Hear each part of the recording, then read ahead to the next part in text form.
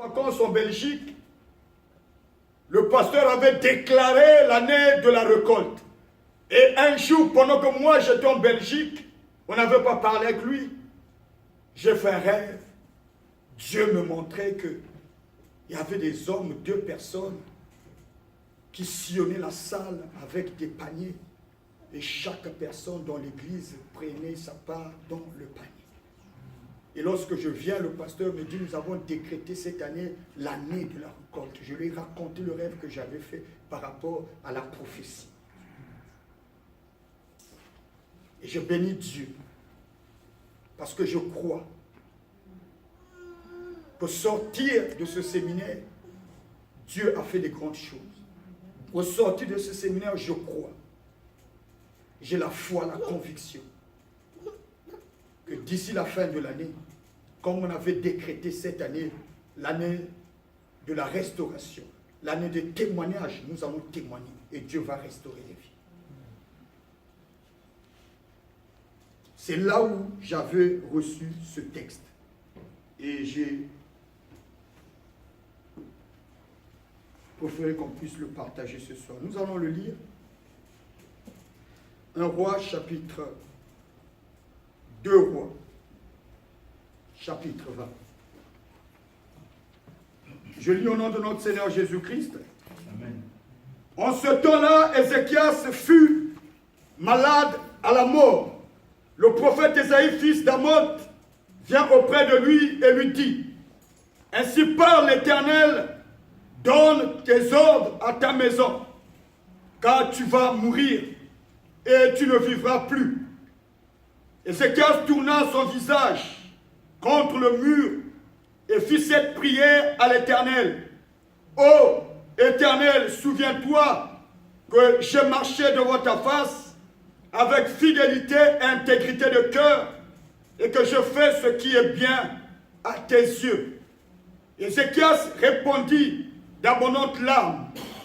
Ésaïe qui était sorti n'était pas encore dans la cour du milieu lorsque la parole de l'Éternel lui fut adressée en ces termes. « Retourne et dis à Ézéchias, chef de mon peuple, ainsi parle l'Éternel, le Dieu de David ton père. J'ai entendu ta prière, j'ai vu tes larmes, voici je te guérirai. Le 3e jour, tu monteras à la maison de l'Éternel. J'ajouterai à tes jours 15 années.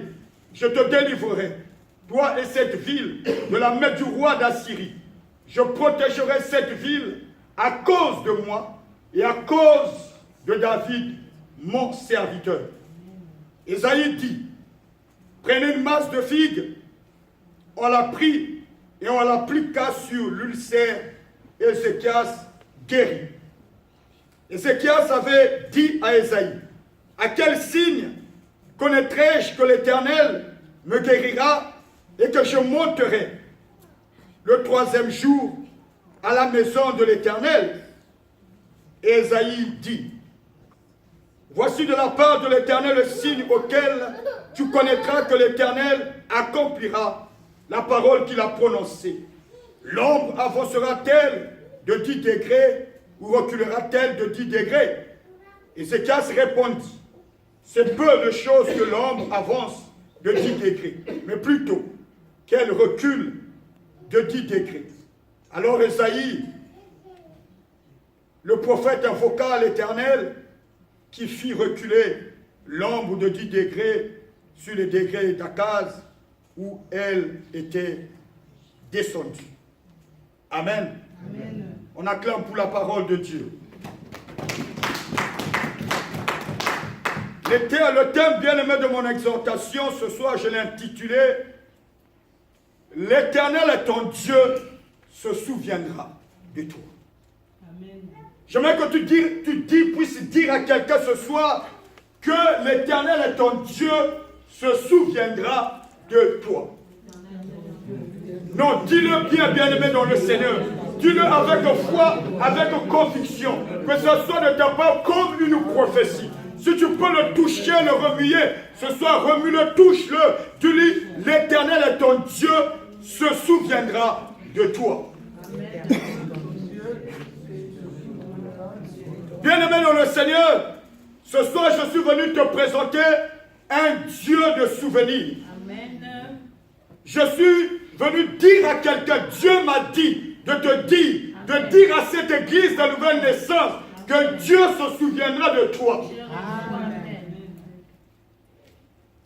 Bien-aimé dans le Seigneur, peu importe ta situation ou ta condition, peu importe tes problèmes, tes soucis, peu importe ce que tu es en train de vivre ou de traverser, mais Dieu me dit ce soir, j'ai la conviction qu'il se souviendra de toi. La Bible dit que Dieu n'oublie jamais ses enfants. La Bible dit, je ne vous abandonnerai point, je ne vous délaisserai point.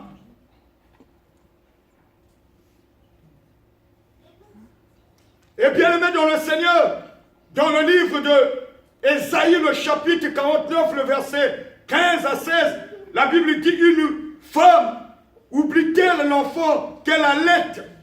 N'a-t-elle pas pitié du fruit de ses entrailles? Quand-elle l'oublierait, moi, je ne t'oublierai point. Voici, je t'ai gravé sur mes mains. Tes murs sont toujours devant mes yeux. C'est Dieu qui parle. Il ne parle plus au peuple d'Israël, mais aujourd'hui il parle à la nouvelle naissance. Il ne parle pas à Moïse, il ne parle pas à Élie, il ne parle pas à Esaïe, mais il parle ce soir à toi. Il parle à Gilles, il parle à Papa Gary, il parle à Serge, il parle à Fanny, il parle à Roger ce soir. Il dit que une femme oublie-t-elle l'enfant qu'elle allait? N'a-t-elle pas pitié du fruit de ses entrailles? Il dit, quand elle l'oublierait, si cela pouvait arriver, qu'une femme, qu'une mère puisse oublier le fruit de ses entrailles, son enfant, mais lui dit, moi, je ne t'oublierai jamais. Il dit, voici, je t'ai gravé sur mes mains. Ton nom est inscrit sur la paume de la main de Dieu. Dieu ne t'oubliera jamais. Il dit, tes murs sont toujours devant mes yeux. Les yeux de l'Éternel sont toujours braqués, focalisés sur ta personne. Les yeux de l'Éternel sont toujours fixés sur ta maison.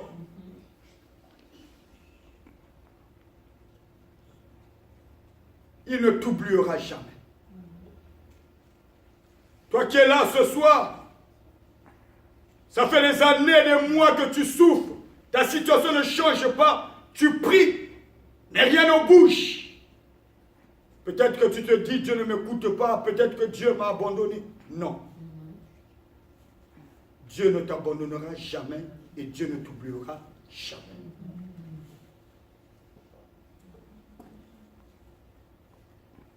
Bien-aimé dans le Seigneur,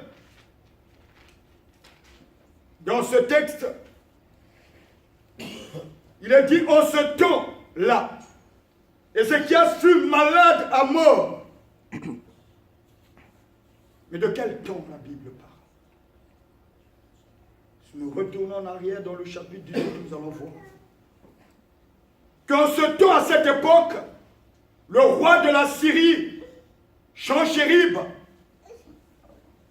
était monté contre toutes les villes fortes de Juda. Le plan, le projet de Sanchérib était d'assiéger, de prendre le contrôle de tout Juda. Et la Bible dit qu'il avait réussi à prendre toutes les villes, sauf la ville de Jérusalem. Et Ézéchias et le prophète Ésaïe avaient prié Dieu. Et Dieu avait réussi à délivrer la ville de Jérusalem, Ézéchias et le peuple, de la main du roi d'Assyrie. Mais bien aimé dans le Seigneur, dans ce même temps, à la même période où le roi d'Assyrie s'élève, Ézéchias, qui était le roi d'Israël, tombe malade. Il était très malade, il était mourant, il était à l'agonie.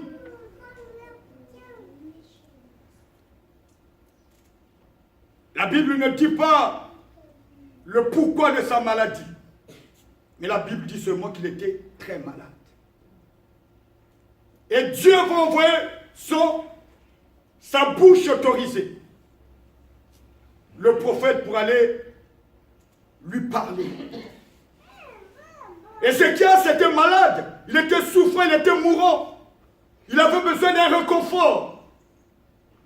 Mais l'homme de Dieu est venu lui annoncer une mauvaise nouvelle.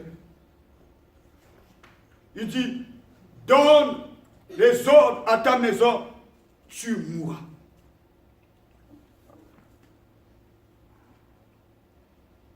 Mais bien aimé, ce qui est important dans ce texte, malgré sa souffrance, malgré son état, malgré la mauvaise nouvelle, la Bible dit que Ézéchias tourna son visage contre le mur.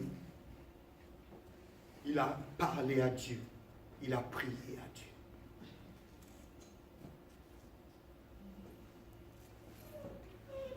Bien-aimés dans le Seigneur, j'ai dit, si nous retournons en arrière dans le chapitre 18, nous allons voir que la Bible dit que Ézéchias fit ce qui était droit, ce qui était bon aux yeux de l'Éternel. Si nous lisons le texte, nous comprenons que Ézéchias était un homme, la Bible dit, juste, intègre devant Dieu. Il craignait Dieu. Il observait le commandement de Dieu. Il faisait la volonté de Dieu. Il faisait ce qui était bon aux yeux de Dieu. Mais la Bible dit qu'il est tombé malade.